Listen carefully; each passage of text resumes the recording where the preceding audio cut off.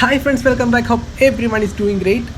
ഇന്ന് നമ്മൾ റിവ്യൂ ചെയ്യാൻ പോകുന്നത് സുസുക്കി ജിക്സർ SF 250 ആണ്. റിവ്യൂ ചെയ്യാനായിട്ടുള്ള വണ്ടിയൊക്കെ നമുക്ക് പ്രൊവൈഡ് ചെയ്തിരിക്കുന്നത് ജി സ്ക്വയർ സുസുക്കി കാഞ്ഞിരപ്പള്ളിയിലെ ഷോറൂമിൽ നിന്നാണ്. നിങ്ങൾ ആദ്യമായിട്ടാണ് എൻ്റെ ചാനൽ കാണുന്നുണ്ടെങ്കിൽ സബ്സ്ക്രൈബ് ചെയ്യാൻ മറന്നിട്ടില്ലെന്ന് ഞാൻ വിശ്വസിക്കുന്നു. So keep on supporting. So നമുക്ക് സ്റ്റാർട്ട് ചെയ്യാം. ഫസ്റ്റ് ഓഫ് ഓൾ ഫ്രണ്ടിലേക്ക് നോക്കുകയാണെങ്കിൽ ഒരു മസ്കുലർ ആയിട്ടുള്ളൊരു ടാങ്കാണ് നമുക്ക് കാണാൻ പറ്റുന്നത്. അതിൻ്റെ കപ്പാസിറ്റി ഏകദേശം 12 ലിറ്റേഴ്സാണ്. ഈ വണ്ടിക്ക് കമ്പനി ക്ലെയിം ചെയ്ത മൈലേജ് എന്ന് പറയുന്നത് ഇൻ ബിറ്റ്വീൻ 30 to 35 ആണ്.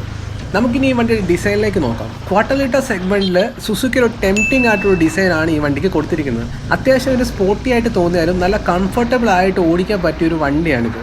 ക്ലിപ്പ് ഓൺ ഹാൻഡിൽ ബാർസ് ആണെന്നുണ്ടെങ്കിൽ അത്യാവശ്യം റേസ്ഡ് ആണ്. അതുകൊണ്ട് തന്നെ ഫ്രണ്ടിലേക്ക് ഒരുപാട് ലീൻ ചെയ്തിരുന്ന് ഓടിക്കേണ്ട ആവശ്യം നമുക്ക് വരുന്നില്ല. ജിക്സർ SF 250യുടെ ഹാൻഡിൽ ബാർ പൊസിഷനെ കുറിച്ച് പറയുകയാണെന്നുണ്ടെങ്കിൽ അത് പ്ലേസ് ചെയ്തിരിക്കുന്ന ഏകദേശം ബജാജ് RS 200ൻ്റെയും KTM RC സീരീസിൻ്റെയും ഇൻ ബിറ്റ്വീൻ ആയിട്ടുള്ള ഒരു പൊസിഷനിലാണെന്ന് നമുക്ക് പറയാം. ഫുഡ് ബെക്സിലേക്ക് നോക്കുകയാണെന്നുണ്ടെങ്കിൽ ഒരു ന്യൂട്രൽ പൊസിഷനിലാണ് അതും പ്ലേസ് ചെയ്തിരിക്കുന്നത്. അതായത് റൈഡിംഗ് പൊസിഷൻ സ്ലൈറ്റ്ലി സ്പോർട്ടിയാണ്. ഇനി നമുക്ക് ഈ വണ്ടിയുടെ ഓവറോൾ അപ്പിയറൻസ് ഒന്ന് കണ്ടിട്ട് വരാം.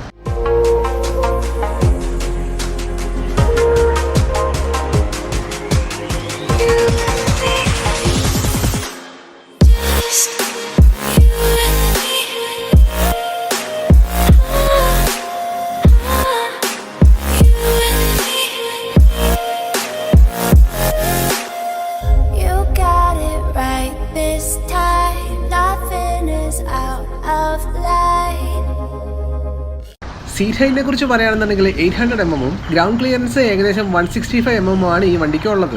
ഇനി നമുക്ക് ഈ വണ്ടിയുടെ എഞ്ചിൻ സൈഡിലേക്ക് നോക്കാം. ഇതൊരു 249cc single cylinder 4-valve oil cool SOHC എഞ്ചിനാണ്. ഈ എഞ്ചിൻ പ്രൊഡ്യൂസ് ചെയ്യുന്നത് 9000 RPM-ലെ 26.5 PS ഓഫ് പവറും 7500 RPM-ലെ 22.6 Nm ഓഫ് ടോക്കുമാണ്. ഇതിനകത്ത് വരുന്ന ഫ്യൂവൽ സിസ്റ്റം എന്ന് പറയുന്നത് ഫ്യൂവൽ ഇഞ്ചക്ഷനും 0 to 60 ആക്സലറേഷൻ ഓൾമോസ്റ്റ് 3.7 സെക്കൻഡും മതി. സസ്പെൻഷനിലേക്ക് നോക്കുകയാണെന്നുണ്ടെങ്കിൽ ഫ്രണ്ട് സൈഡിൽ ടെലിസ്കോപ്പിക് സസ്പെൻഷനും റിയർ സൈഡിൽ മോണോഷോക്കുമാണ് കൊടുത്തിരിക്കുന്നത്. സസ്പെൻഷൻ്റെ ഒരു ഫീഡ്ബാക്കിനെ കുറിച്ച് സംസാരിക്കുകയാണെന്നുണ്ടെങ്കിൽ ഒരു മീഡിയം സ്റ്റിഫ്നെസ്സിലാണ് സസ്പെൻഷൻ സെറ്റ് ചെയ്തിരിക്കുന്നത്. എന്ന് വെച്ച് കഴിഞ്ഞാൽ ഭയങ്കര സോഫ്റ്റും അല്ല ഭയങ്കര ഹാർഡും അല്ല, എന്നാലും അത്യാവശ്യം നല്ല കംഫർട്ടൊക്കെ ഫീൽ ചെയ്യുന്നുണ്ട് ഈ വണ്ടി ഓടിക്കുമ്പോഴത്തേനും. ഇനി നമുക്ക് വണ്ടി കുറച്ച് ഡീറ്റെയിൽ ആയിട്ട് കാണാം. ഓവറോൾ നോക്കുകയാണെന്നുണ്ടെങ്കിൽ വണ്ടി നല്ല സ്പോർട്ടി ഡിസൈൻ ഒക്കെയാണ്. ഈ വണ്ടി വരുന്നത് 3 പെയിന്റ് സ്കീമിലാണ്: metallic matte, platinum silver, metallic matte black and special MotoGP edition.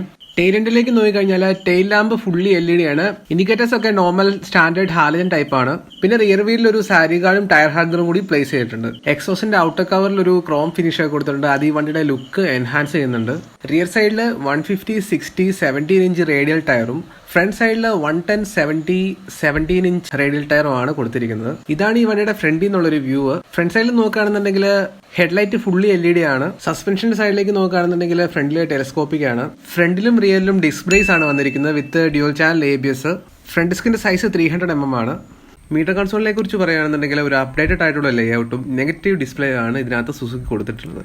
ഇനി ഇതിനകത്ത് ഇൻഫർമേഷൻസിനെ കുറിച്ച് പറയുകയാണെന്നുണ്ടെങ്കിൽ speedometer, RPM meter, fuel gauge, clock, trip, gear position indicator, അങ്ങനത്തെ ബേസിക് ആയിട്ടുള്ള കാര്യങ്ങളും ABS ലൈറ്റ്, എഞ്ചിൻ വാണിൽ ലൈറ്റ്, ന്യൂട്രൽ ലൈറ്റ്, അങ്ങനത്തെ കുറച്ച് ഇൻഡിക്കേഷനും കൊടുത്തിട്ടുണ്ട്.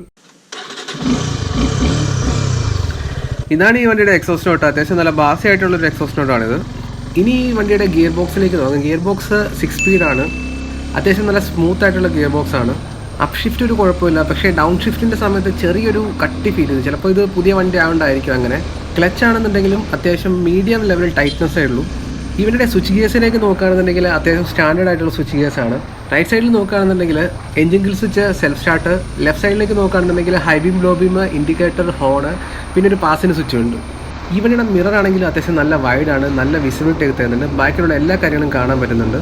ഇനി നമുക്ക് ഈ വണ്ടിയുടെ പ്രോസ് ആൻഡ് കോൺസ് എന്നാണ് നോക്കാം.